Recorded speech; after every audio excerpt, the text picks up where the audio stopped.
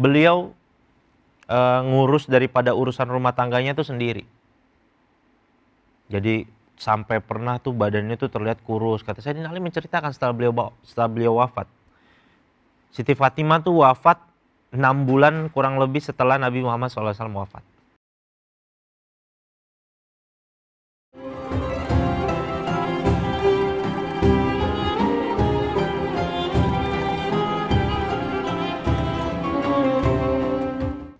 Coba tuh, saking Islamnya memuliakan seorang wanita, ya.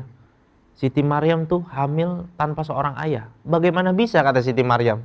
Bagaimana mungkin bisa saya hamil sedangkan saya aja disentuh sama laki-laki nggak pernah.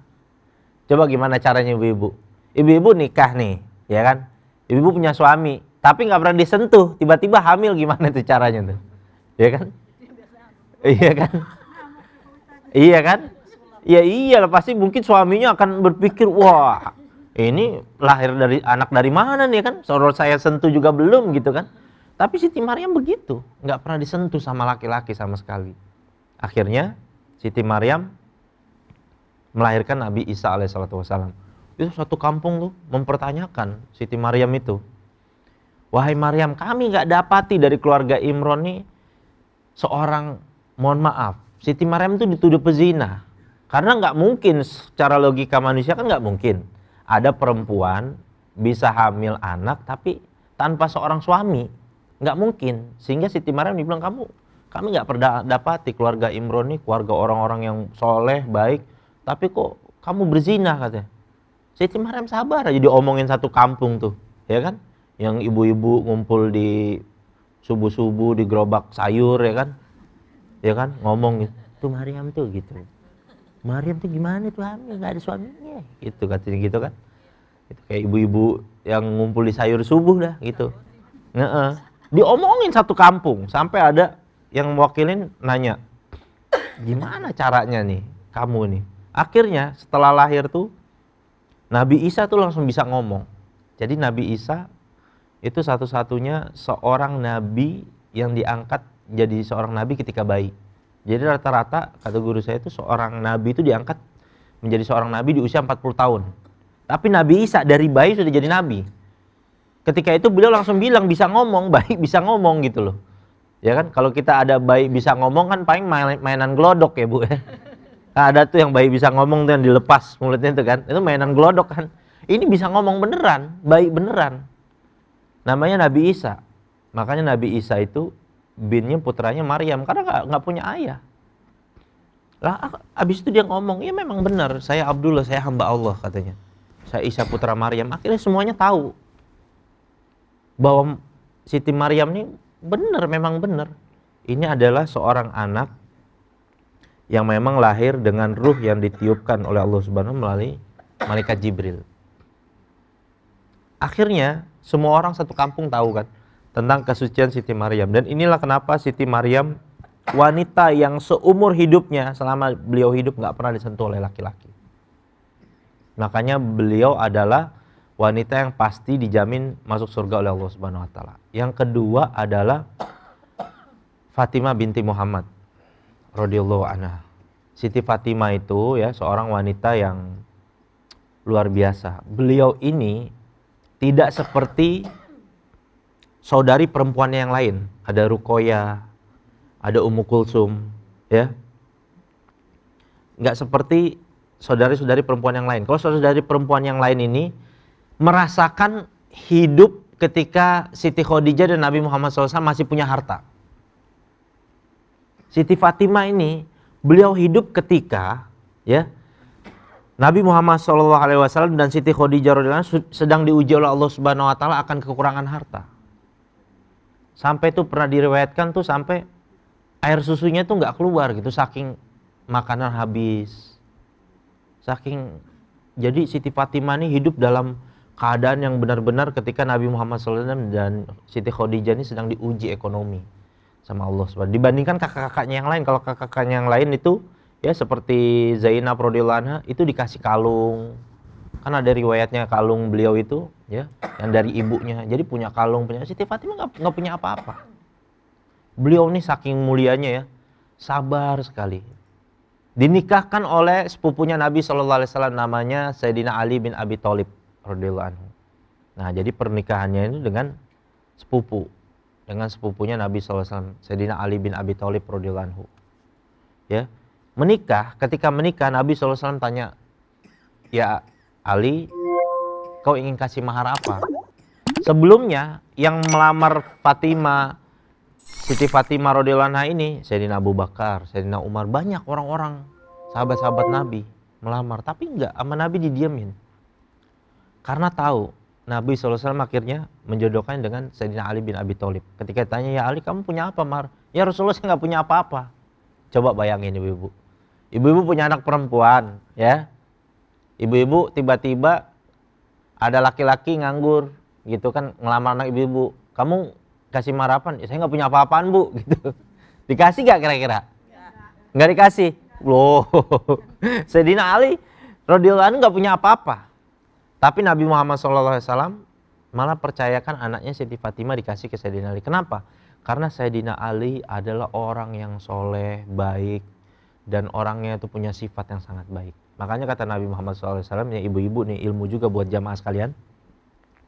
Kalau kita punya anak perempuan, kalau ada laki-laki baik yang melamar anak perempuan kita tahu baik agamanya, dan dia bertanggung, walaupun dia belum punya pekerjaan, tapi dia bertanggung jawab. Kita tahu nih anak, kan ada nih, kita tahu nih, ada orang nggak punya pekerjaan, tapi karena memang hobi, ya, alias nganggur, demen aja, hobi nganggur aja gitu kan. Nah yang kalau gini nih jangan, naudzubillah gitu kan. Nah ada misalkan dia belum punya pekerjaan, tapi dia siap bertanggung jawab, ya. Nabi Muhammad SAW bilang terima. Kenapa? Karena kalau misalkan ada laki-laki yang baik agamanya, baik secara akhlaknya itu melamar anak perempuan kita nggak terima, dikhawatirkan nanti setelah itu anak kita bakal dapat fitnah. Terkadang-kadang dapat ada laki-lakinya, suaminya, yang beleng-beleng lah gitu loh keadaannya gitu, bromo cora lah gitu istilahnya, bahasanya gitu kan, yang kurang baik aja gitu, datang bakal kehidupannya. Makanya kalau dapat akhlak yang seperti Sayyidina Ali radhiyallahu anhu, Nabi SAW tanya, kamu punya mahar? Nggak punya apa-apa ya Rasul. Kata Nabi SAW bilang sama Sayyidina Ali, loh kamu bukan punya jubah perang yang kamu dapat dari harta ghanimah, jual aja katanya gitu. Ya udah akhirnya dijual dengan mahar yang seadanya saja. Tapi dengan pernikahan itu, ya Nabi SAW ya kan mendoakan Sayyidina Ali bin Abi Thalib radhiyallahu anhu dan Siti Fatimah radhiyallahu anha, barakallahu laka wa baraka alaika wa jama'a bainakuma fil khair. Itu doa yang pertama kali Nabi SAW ucapkan kepada Sayyidina Ali dan Siti Fatimah. Semoga Allah SWT memberkahi kalian dan memberikan kebaikan dalam rumah tangga kalian dan menjadikan kalian sebab-sebab kebaikan. Akhirnya dari Sayyidina Ali bin Abi Thalib radhiyallahu anhu dan Siti Fatimah radhiyallahu anha lahirlah anak-anak yang luar biasa. Sayyidina Hasan, Sayyidina Husain, para periwayat hadis yang luar biasa. Anak keturunannya beliau itu semuanya Masya Allah udah ganteng, banyak duitnya, soleh lagi. Tuh, kalau kayak gitu terima nggak Bu? Terima. Waduh, terima. Gila model kayak bapaknya kayak Sayyidina Ali tadi nggak mau diterima. Iya, kalau kayak gitu, Masya Allah. Sayyidina Hasan, Sayyidina Husain radhiyallahu anhuma ini luar biasa. Lahir, akhirnya banyak kebaikan-kebaikan. Zuriatnya Nabi Muhammad SAW itu lahir lewat kebaikannya Sayyidina Ali bin Abi Thalib dan Siti Fatimah radhiyallahu anha. Akhirnya lahir. Siti Fatimah ini ya hidupnya itu seorang zahidah yang kehidupannya beliau ngurus daripada urusan rumah tangganya itu sendiri. Jadi sampai pernah tuh badannya tuh terlihat kurus. Kata Sayyidina Ali menceritakan setelah beliau wafat. Siti Fatimah tuh wafat 6 bulan kurang lebih setelah Nabi Muhammad SAW wafat. Jadi ada satu kejadian yang ininya. Ketika Nabi SAW itu mau wafat, ketika itu mau sakaratul maut, Siti Fatimah tuh datang, sedih kan? Sedih. Ada Siti Aisyah radhiyallahu anha, istri Nabi, lihatnya lagi sedih sama Nabi SAW, dibisikin sesuatu. Jadi orang nangis, langsung ketawa. Kan Siti Aisyah pasti heran kan kita ngeliat, kok ada orang nangis tiba-tiba pas dibisikin ketawa gitu kan. Senyum gitu. Kenapa? Siti Aisyah radhiyallahu anha tanya kan, ya Fatimah kenapa kok tadi kok ada satu pemandangan yang ini, kau tadinya sedih, nangis, kok tiba-tiba tersenyum, ketawa, kenapa? Kata Nabi SAW, di antara keluargaku yang paling pertama nyusul aku adalah engkau, katanya. Jadi saking cintanya Siti Fatimah radhiyallahu anha sama Nabi Muhammad SAW, ayahanda beliau yang tercinta itu. Beliau meninggal 6 bulan setelah kematian baginda Nabi SAW. Apa tuh kalau ada istilah di Jawa, apa tuh? Kalau misalkan suaminya meninggal, nggak lama istrinya meninggal, apa tuh bahasanya tuh? Lupa tuh saya tuh. Ada, apa, bukan mati dempet, bukan. Apa ya namanya tuh? Iya, kayak begitu tuh. Jadi saking cintanya, sayangnya dia sama orang yang dia cinta itu, setelah meninggal tuh seperti kayak ngerasa hidupnya hampa aja. Akhirnya Siti Fatimah itu karena saking cintanya sama Nabi Muhammad SAW, 6 bulan kurang lebih setelah kematian Nabi Muhammad SAW, beliau dipanggil oleh Allah Subhanahu Wa Taala. Jadi saking gembiranya begitu, Bu. Jadi kalau ibu-ibu tiba-tiba dikasih tahu mimpi, kamu 6 bulan lagi game over gitu, gimana, Bu? Hah? Kok stres, Bu? Loh. Namanya orang beriman itu, Bu, kalau dikasih tahu kematian, Masya Allah. Kan kata Nabi Muhammad SAW tuh, kematian tuh hari rayanya orang beriman. Kalau orang lagi hari raya tuh kira-kira sedih apa senang, Bu? Hah? Sedih apa senang? Pasti senang. Makanya orang ketika dikasih tahu, Siti Fatimah tuh kasih tahu, nih kamu bentar lagi, kamu akan menyusul Nabi Muhammad SAW gitu kan. Senang. Kenapa? Udah. Ibu-ibu setelah meninggal dunia ini kita semua kan, Masya Allah, kulitnya udah gak keriput lagi, Bu. Di surga kan udah gak ada kulit keriput, ya kan? Iya. Krim malam, krim siang udah gak laku, Bu, di sana, Bu. Di sana udah jadi orangnya ibu-ibu nih semua umurnya 30-33 tahun. Semua ahli surga tuh bakal luar biasa muda ya. Semoga kita semua jadi ahli surga semua ya, Bu ya. Masya Allah. Nah, Siti Fatimah itu akhirnya menjadi orang yang, seorang wanita yang luar biasa. Beliau diceritakan Sayyidina Ali radhiyallahu anhu tuh, dulu kan masih sumur kan, nimba sumur air sendiri. Sampai tuh tali sumur itu bergaris, diceritakan sama Sayyidina Ali tuh di dadanya beliau tuh. Pernah waktu itu ketika itu mendapat hamba saya, tawanan hamba saya yang banyak, Nabi SAW tuh. Lalu Sayyidina Ali bilang sama Nabi SAW, Rasulullah, saya dapati Fatimah di rumah nih seperti ini. Sedangkan saya senantiasa berangkat jihad fisabilillah. Kan jadi Siti Fatimah nih sering ditinggal sama Sayyidina Ali, karena Sayyidina Ali sering jihad fisabilillah gitu kan. Sering berdakwah beliau. Dalam satu riwayat beliau pernah berdakwah ke Yaman 3 hari, satu kabilah tuh sampai masuk Islam. Nah, Siti Fatimah radhiyallahu anha ini mengerjakan pekerjaan rumah sendiri. Sampai Sayyidina Ali radhiyallahu anhu bilang, ya Rasulullah, kesian Siti Fatimah. Terus Siti Fatimah ada di situ malu mau ngomong, ya, karena akhlaknya beliau ini luar biasa baik, malu mau ngomong sama Nabi. Ya Fatimah, saya akan kasih kamu hamba saya. Hamba saya itu kayak ART lah, ya asisten rumah tangga lah gitu ya, yang bisa membantu kamu untuk keperluan rumah tangga kamu. Tapi mau nggak saya kasih yang lebih baik lagi daripada ini? Kata Nabi, kalau kamu mau, aku kasih yang lebih baik daripada hamba saya. Sebelum kamu tidur, kata Nabi SAW, tidurlah dalam keadaan berwudu dan ucapkanlah subhanallah 33 kali, alhamdulillah 33 kali, Allahu Akbar 34 kali. Kata Nabi SAW, ini lebih baik daripada engkau mempunyai satu orang hamba saya. Maka Siti Fatimah radhiyallahu anha mengatakan, aku ridho kepada Allah dan Rasulnya, aku lebih milih ini. Akhirnya apa? Ketika beliau mengamalkan ini, beliau mendapatkan kekuatan yang luar biasa, Bu. Jadi ibu-ibu sekalian yang suka mengerjakan, yang suka membantu pekerjaan suaminya di rumah ini, kalau sebelum tidur ini kan terkenal namanya jadi tasbih Fatimah. Baca berapa tadi? Subhanallah berapa? 33 kali. Alhamdulillah berapa?